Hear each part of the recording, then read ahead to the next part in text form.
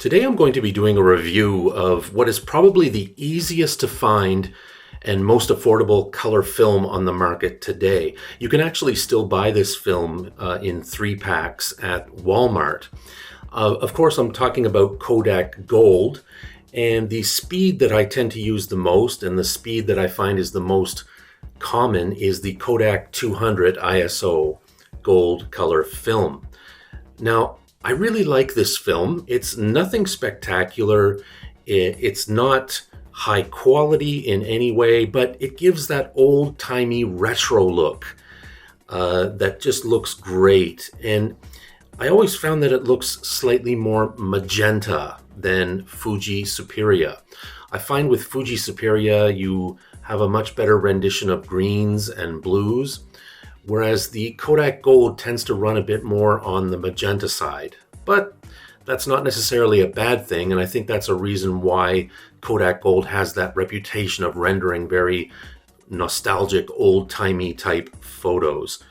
It definitely gives very warm tones, and that's a real reason why I love it. And it should also be noted, this is definitely a daylight film. It's a film that works well with natural lighting.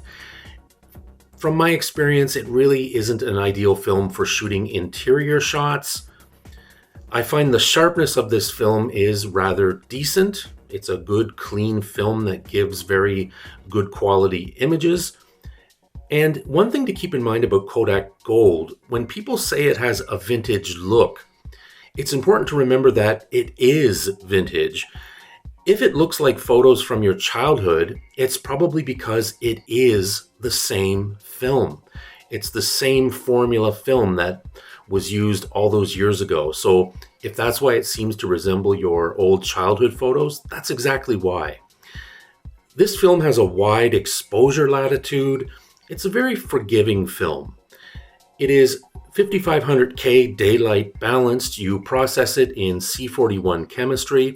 I have developed this film at home using a Unicolor kit, and usually the results are good, but I do find the colors are not as accurate as when I developed Fuji Superia using the same Unicolor kit. It gives saturated colors, it has fine grain, bright colors, good skin tone, and a very high degree of sharpness. But as I mentioned before, it's really not the best film for low light or interior shots.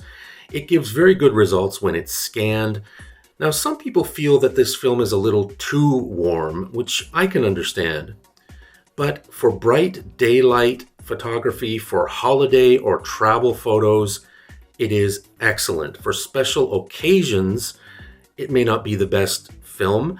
Now, I will tell you my favorite color film is actually Kodak Portra. And this is the film that I tend to go to for those special occasions. But for everyday general shooting in color, Kodak Gold is my go-to. Because it's affordable, I feel free to shoot any way I like. I feel free to experiment and to make mistakes because I know it's a very affordable film, and I find that that gives me the freedom to play around and to take shots and to see how things turn out. Thank you for watching. I hope you can join us again next time. Please, as always, subscribe to the channel. I post new tech reviews every week, and the best way to stay on top of all the latest reviews is to subscribe. Leave a comment, give us a thumbs up. We'd love to hear from you. Thank you. We'll see you again next time. Take care. Bye-bye.